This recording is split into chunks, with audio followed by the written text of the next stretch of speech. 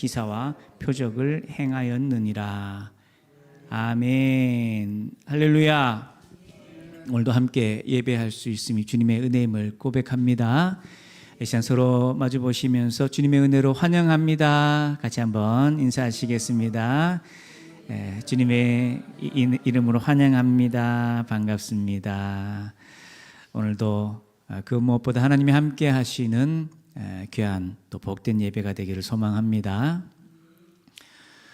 우리가 약속을 떠올릴 때에 이 약속을 참 많이 하는 한 부류의 사람을 경험하게 됩니다. 누굴까요? 정치인들입니다. 정치인들이 공약이라는 것을 내세웁니다. 그리고 자신이 당선이 되면 반드시 이것을 지키겠다라고 선거 전에 약속을 합니다. 그런데 많은 경우에는 어떨까요? 물론 약속했던 것들을 지키는 경우도 적지는 않겠죠. 그러나 자신이 약속했던 것들을 지키지 못하는 경우들도 참 많습니다. 어떤 경우에는요, 처음부터 그 약속에 관심이 없어서 당선된 후에는 없는 일처럼 해버리는 경우도 있을 거고요. 또 거꾸로 관심이 있고 또 의지가 있지만 선거 전에는 그런 분위기가 아니었는데 막상 당선이 되고 이를 추진하려고 하다 보니 반대하는 사람들이 너무 많아져서 이 자신이 가지고 있는 그 상황, 조건 속에서 그 일을 지키지 못하는 그런 일들도 있습니다. 의지가 없어서일 수도 있고요. 능력이 없어서일 수도 있고요. 여론이 받쳐주지 않아서일 수도 있습니다. 그런 정치인들의 모습을 볼 때에 한편으로는요, 저 사람이 말로는 거창한 일들을 내세웠지만 그럴 만한 능력도 없고 혹은 의지가 없는 사람이구나라고 우리가 생각들을 하게 되죠. 그런데 또 재미있는 게 있습니다. 그 약속이라는 것이 어느 한 사람을 향해서 또 어느 한 공동체를 향해서뿐만이 아니라 스스로 자기 자신이 스스로에게 다짐하고 약속을 하는 경우도 있습니다. 여러분 그렇지 않으세요? 스스로와의 그런 약속, 내가 반드시 이건 지켜야지, 자기 자신과 약속하는 일들이 있습니다. 그런데요, 사람이 참 약합니다. 누군가 나를 향한 약속이 아니라 내가 스스로에게 약속함에도 불구하고 우리는요, 또 스스로 그걸 깨트리는 경우들이 적지 않게 있다라는 것이죠. 이걸 보면 우리는 어떤 존재다라는 걸 알 수 있을까요?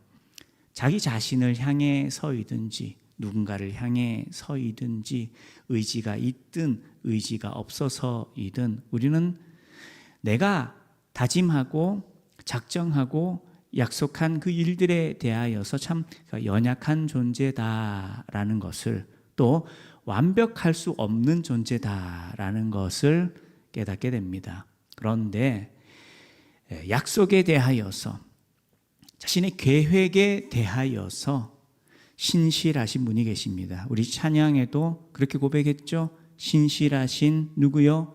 하나님, 신실하신 주, 신실하시다라는 것은 약속을 이루시고 성취하시고 지키신다. 반드시 뜻하신 바를 약속하신 것을 이루신다라는 의미입니다. 거짓이 없으시다라는 겁니다.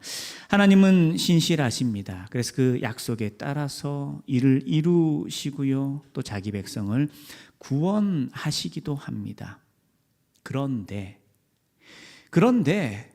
교회는요, 하나님의 약속을 받은 언약 공동체입니다.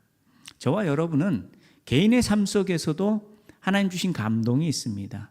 하나님 주신 약속이 있고 하나님 주신 약속이 있습니다.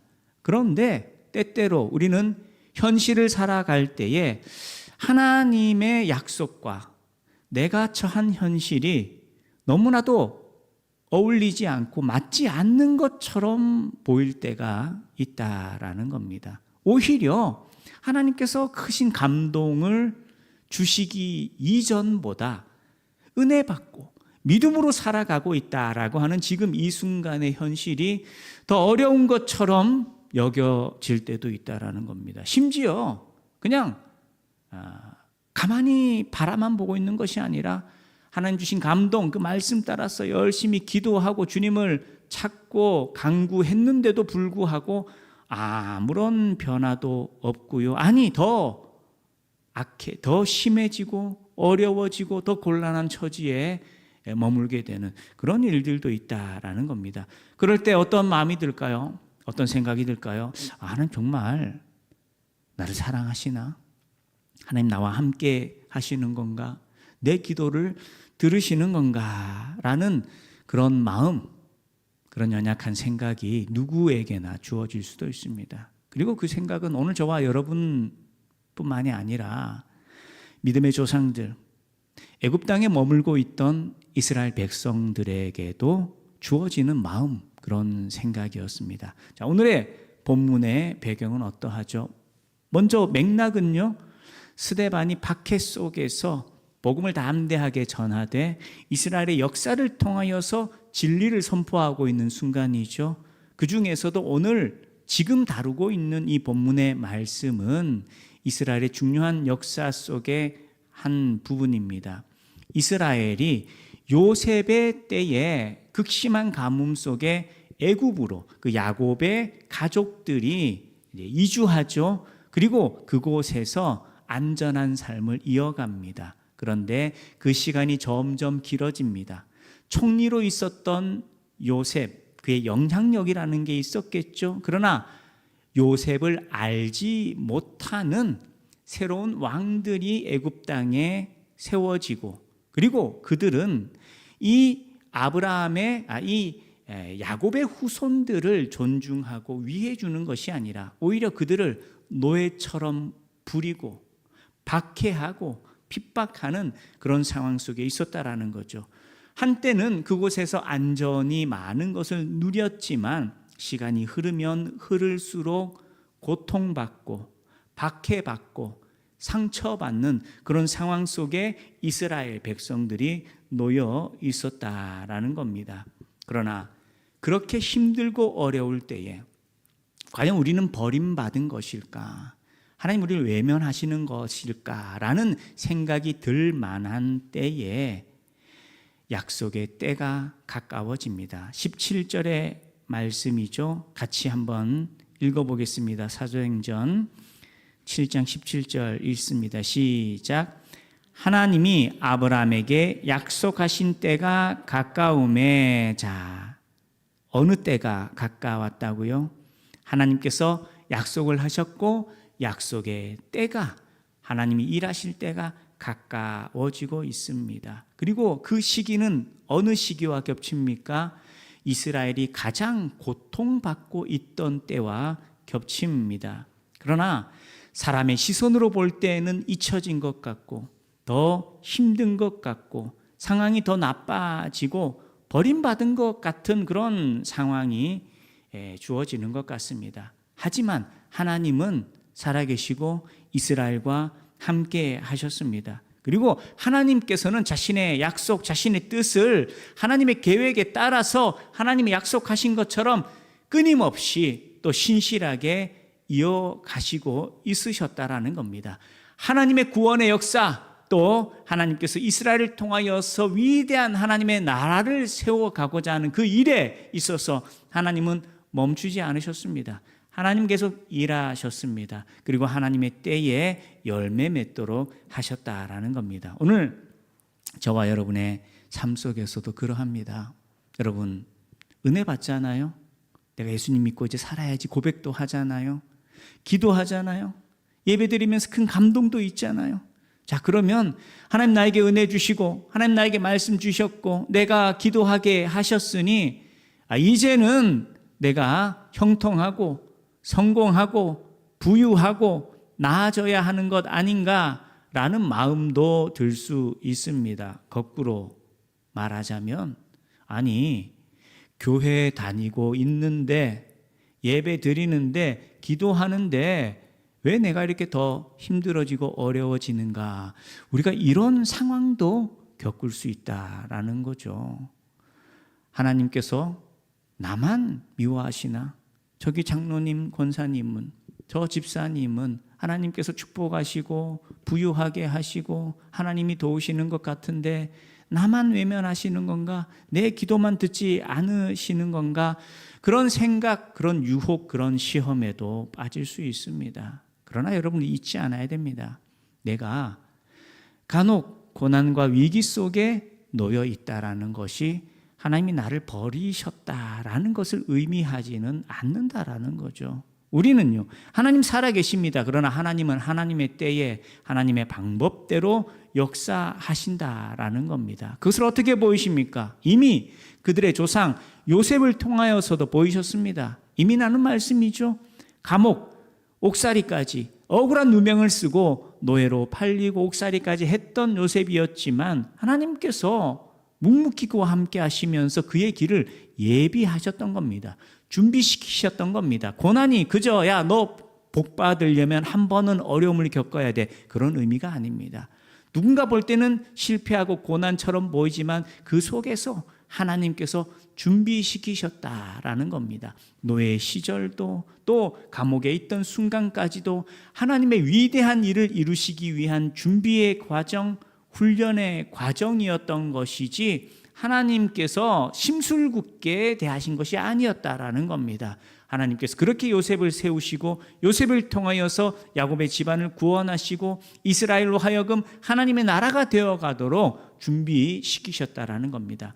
본문 속에 애굽에서 고난받고 있는 이스라엘의 모습 또한 마찬가지입니다. 하나님의 때가 이르지 않았습니다. 그렇다고 하나님께서 잠잠하신 것이 아닙니다. 하나님께서 준비시키시는 겁니다. 그리고 하나님께서 이를 이루신다라는 겁니다. 오늘 저와 여러분의 삶 속에서도 마찬가지입니다.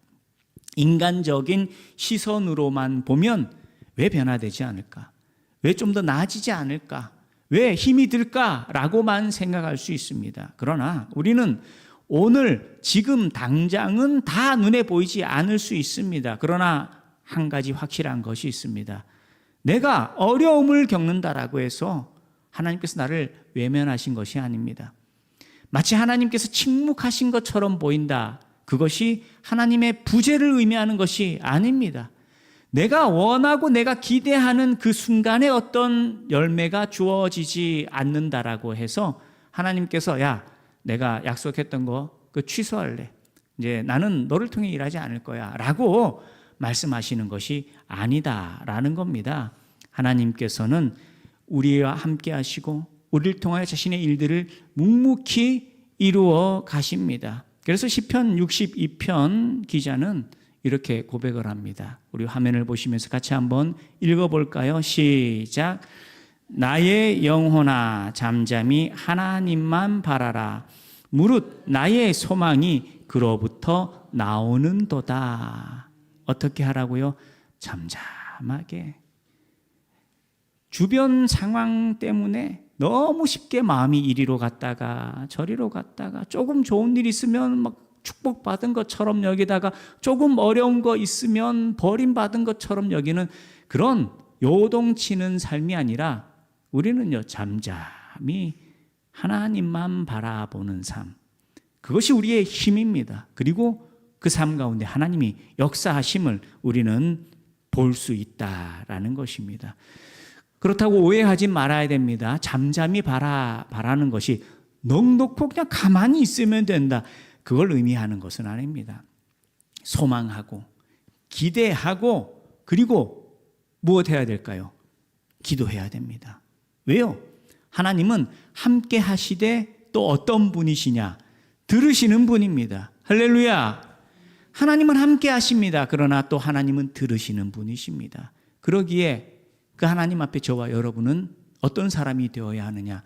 기도하는 사람이 되어야 한다라는 겁니다. 하나님은 우리의 어려움과 우리의 고통과 상처 다 보고 그 가운데 부르짖고 간구하는 것들을 들으시는 분이시다라는 겁니다. 광야에서 하나님께서 모세에게 말씀하십니다. 오늘 34절 말씀이죠. 7장 34절. 내 백성이 애굽에서 괴로움 받음을 내가 확실히 보고 그 탄식하는 것을 듣고 그들을 구원하려고 내려왔노니. 하나님의 마음이 그대로 담겨 있습니다. 하나님께서 어떻게 하신다고요? 내가 무엇 했다라고 하십니까? 내가 봤다. 내가 보고 있다. 그리고 내가 들었다. 그 탄식하는 소리를 들었다. 그리고요, 내가 내려왔다. 하나님께서 일하기 시작하셨다라는 겁니다. 이스라엘이 오랫동안 고통받았습니다. 그들이 보기에 아무것도 일어나지 않는 것처럼 느껴질 때도 있었습니다. 그러나 한순간도 하나님께서 외면하지 않으셨다라는 겁니다. 그래서 출애굽기 3장에서도 하나님께서 말씀하십니다. 같이 한번 읽어볼까요? 같이 읽습니다. 여호와께서 이르시되 내가 애굽에 있는 내 백성의 고통을 분명히 보고 그들의 감독자로 말미암아 부르짖음을 듣고 그 근심을 알고. 어떻게 말씀하시죠? 보고 듣고 안다라고 말씀하십니다. 우리가 고통 가운데 있을 때 정말 힘든 건 그 고통이 가져다주는 상처와 아픔, 그것도 힘든 것이죠. 그러나 더 힘든 게 뭘까요? 아무도 나와 함께 하지 않는다. 아무도 내 마음을, 내 고통을 알아주지 않는다. 여러분, 이게 사람의 마음을 무너뜨리면서 사람의 인생을 꺾어버리는 요소가 될 수 있다는 겁니다. 이게 더 힘든 일이 된다는 거죠. 그러나 성도들에게는 분명한 소망이 있습니다. 할렐루야! 하나님은 보시고 들으시고 우리 가운데 함께 하신다. 하나님은 아신다라는 겁니다. 사람은 몰라도 하나님은 아신다라는 겁니다. 사람에게 여러분 다 말할 수 있습니까? 누군가 내 옆에 있어요.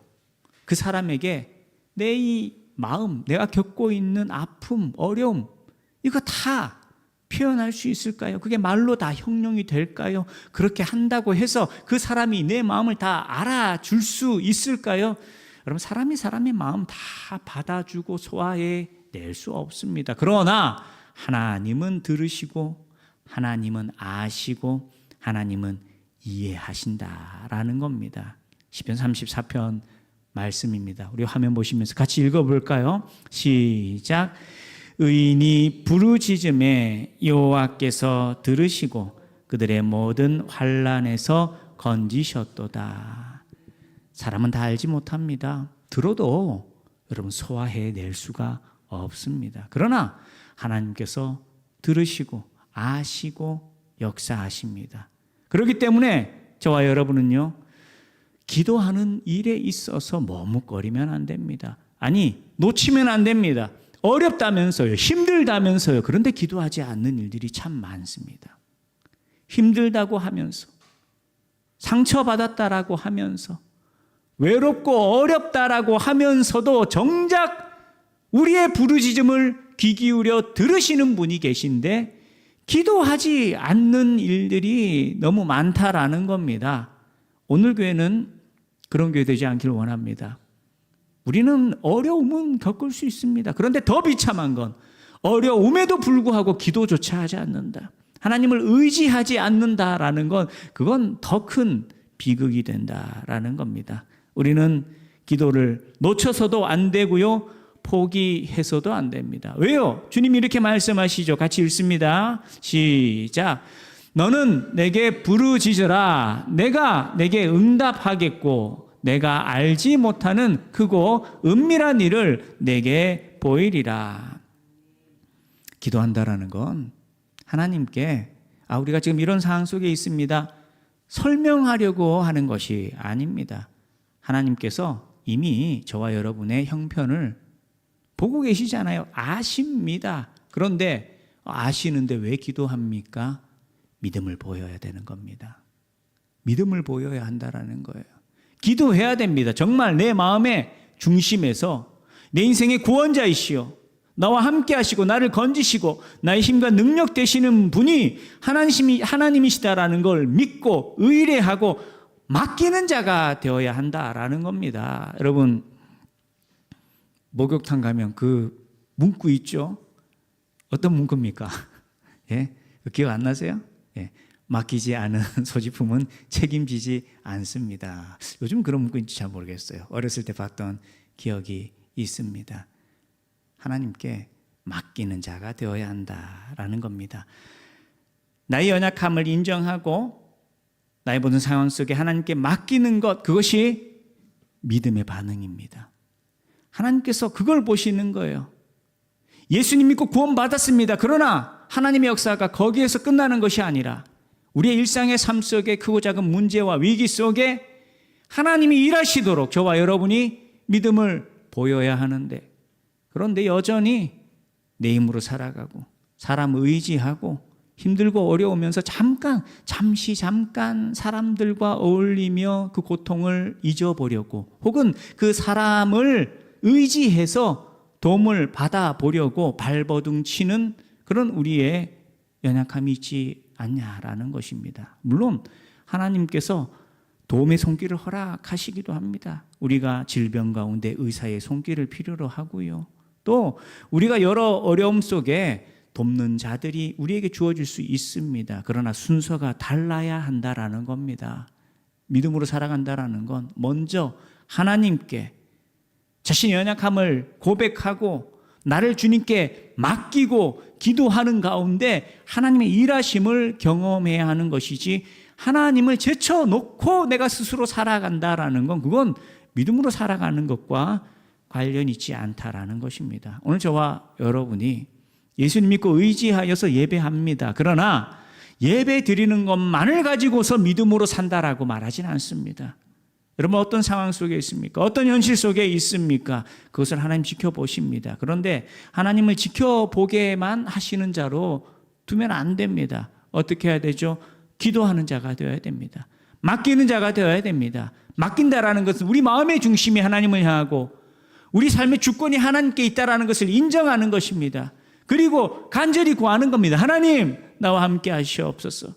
우리 가정 가운데, 우리의 직장과 기업 가운데, 우리 자녀들 가운데, 우리 교회 가운데 주님이 임재하시어서, 주님이 일하시어서 주님의 뜻을 이루어 주시옵소서. 저와 여러분이 하나님의 함께 하심을 의지하고 소망하면서 기도하는 믿음의 반응으로 하나님이 우리 가운데 일하시고 하나님이 일으키시고 하나님의 역사하심을 목도하고 누리기를 소망합니다.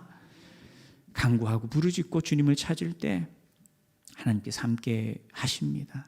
그리고 그 하나님의 함께 하심은 세상의 기준과 다릅니다. 세상은요, 믿음으로 살아가는 사람을 볼 때에 외면할 수도 있습니다. 비난할 수도 있습니다. 오늘 저와 여러분이 이 땅에서 살아갈 때 세상 사람들은요, 저와 여러분을 그다지 인정하지 않을 수 있어요. 혹은 외면할 수도 있습니다. 그러나 하나님의 기준은요, 세상에서 그 사람이 어느 정도의 수준에 있느냐, 어느 정도 재산이 있느냐, 어느 정도의 지식이 있느냐, 어느 정도의 명예와 직위가 있느냐, 그건 전혀 중요하지 않다라는 겁니다. 하나님 보시는 건 한 가지입니다. 예수 이름을 의지하여 믿음으로 살아가는가, 그렇지 않는가. 오늘 저와 여러분이 예수 그리스도 그 십자가 은혜를 붙들고 하나님 찾을 때에 하나님께서 기뻐 받으십니다. 하나님이 함께 하십니다. 더 놀라운 것은요, 그 하나님과 동행하는 삶 속에 자신을 주님께 맡기고 주의 말씀 붙들고 믿음으로 살아가는 인생을 하나님께서 붙들어 쓰신다라는 겁니다. 하나님께서 그 인생을 존귀하게 사용하시고 거룩하고 귀한 열매를 맺게 하신다라는 겁니다. 오늘 본문 속에 모세라는 사람이 등장합니다. 너무나 긴 역사를 가지고 함축적으로 표현했습니다. 그렇다고 출애굽의 모든 역사를 이 시간 다 나눌 수는 없죠. 이스라엘 백성들에게는 너무나 당연한 역사이기에 스데반이 함축해서 말할 수 있습니다. 그러나 다시 한번 잠깐 나누자면 고통받고 있는 이스라엘의 그 역사 속에 하나님 택하신 일꾼이 태어나게 됩니다. 누구죠? 모세입니다. 어린 시절 죽을 뻔한 위기 속에 바로의 공주를 통하여서 건짐받고 그의 손에 자라나고 왕실에서 왕자로 성장하게 됩니다. 그러나 그의 보모 역할을 하였던 그의 어머니 때문에 그는 자기 자신의 정체성, 이스라엘 민족이다라는 하나님 나라 백성이다라고 하는 정체성을 잊지 않고 자라왔던 것이죠. 믿음으로 자라는 귀한 은혜가 주어졌습니다. 그리고 모세는 하나님께서 그저 자기 자신을 그냥 이 땅 가운데 왕족의 삶을 누리게 하시려고 자신에게 축복하신 것이 아니라 고통받고 핍박 가운데 있는 자기 민족을 구원하시기 위한 일꾼으로 자신을 택하셨다. 이런 소명과 부르심에 대한 소명과 또 사명감을 가지고서 쓰임 받으려고 합니다. 그런데 문제는요, 하나님께서 하나님의 때에 하나님의 방법대로 쓰임 받는 것이 아니라 의욕이 먼저 앞서 나갔던 겁니다. 그래서 어떤 일이 있느냐, 이 애굽 사람들이 히브리인을 괴롭히는 모습을 보고 그가 분노심, 아주 정의로운 분노심에 의해서 사람을 해치게 됩니다. 그리고 그 이후 자기 민족들끼리 싸우는 모습을 보는 거예요. 그러면서 또 이 의로움이 그 속에서 일어나죠. 왜 같은 민족끼리 동포끼리 싸우느냐? 그러면 안 된다. 권면합니다. 참 좋은 말이죠. 하지만 그들이요, 오히려 모세를 향하여서 왜 당신이 그 애굽 사람 죽인 것처럼 우리도 죽이려고 그래? 네, 그런 반응을 보입니다. 모세가 놀라죠. 아, 내가 한 일이 이미 이 땅에다 소문이 나버렸구나. 왕실에서도 나의 일을 곧 알게 되겠구나. 그래서 나이 40에 한참 이제 이 왕족으로서 쓰임받을 만한 그 나이 때에 도망을 가게 됩니다. 그리고 그는 40여 년이라는 긴 시간을 아무런 직책도 없고 그저 평범한 한 사람의 사람으로 살아갔던 것이죠. 하지만 그렇게 잊혀지고 혹은 버림받았다라고 생각하던 때에 자기 민족마저도 하나님께서 자신을 통하여 그 민족을 구원하시려고 하는데 그것을 알아주지 않고 한 사람의 살인자로서만 자신을 대하는 그런 버림받은 입장에서 40년 동안 은둔의 삶을 살아가고 있을 때에 하나님의 때가 이릅니다.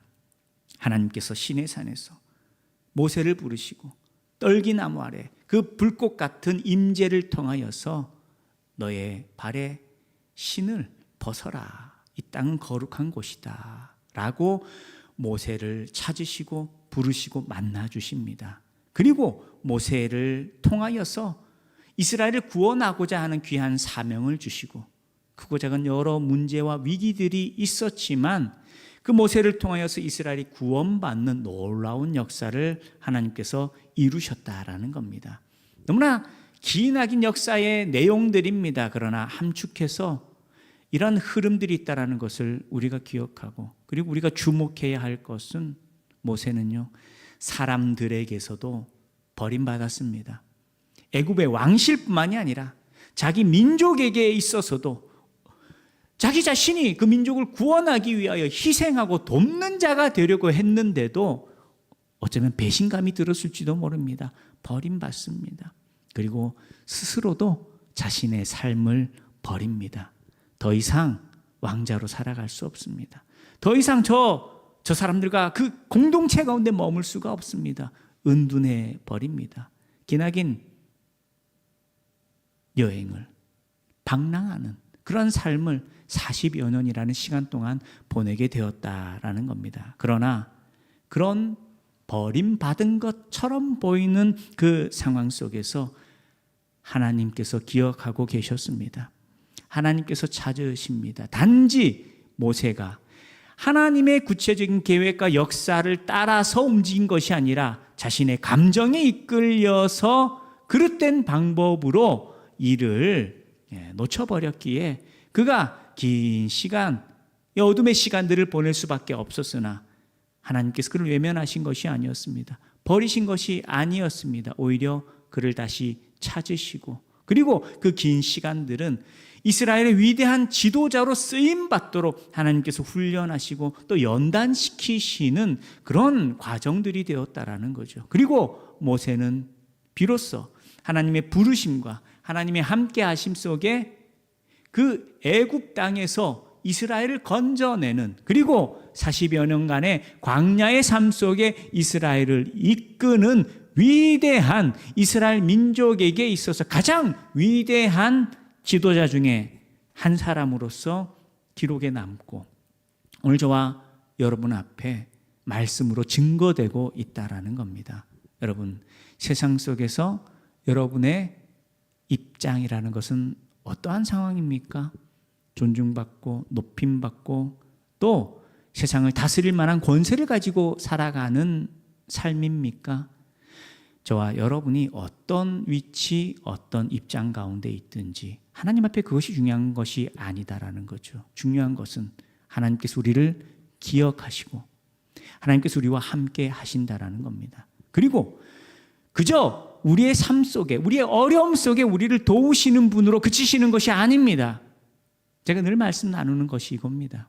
하나님께서 여러분 한 사람 한 사람을 통하여서 위대한 일을 이루시려고 한다라는 겁니다. 할렐루야.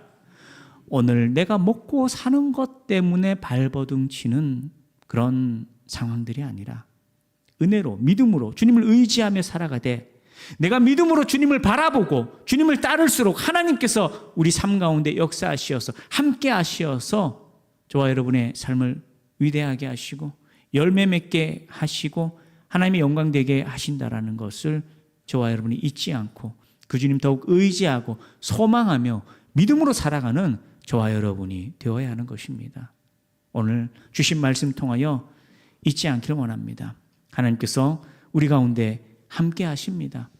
하나님의 약속은 반드시 성취되고 이루어집니다. 오늘 나의 현실을 가지고 하나님을 평가하는 것이 아니라 하나님의 말씀을 가지고서 기도하는 자가 되어서 하나님의 일하심을 목도하고 누리기를 원합니다. 세상 속에서 내가 어떠한 사람인가가 중요한 것이 아니라 믿음으로 살아가느냐 그렇지 않는 자냐라는 것이 더 중요하다라는 것을 잊지 않고 하나님을 향한 위대한 소망, 비전 가지고서 믿음으로 기도하고 순종하고 주의 몸된 교회를 섬기며 주의 뜻을 이루는 믿음의 일꾼 되어서 하나님께서 교회를 통하여서 저와 여러분의 가정과 기업과 자녀들을 통하여서 그 놀라운 일들을 이루심을 목도하기를, 누릴 수 있기를 주님의 이름으로 축원합니다. 이 시간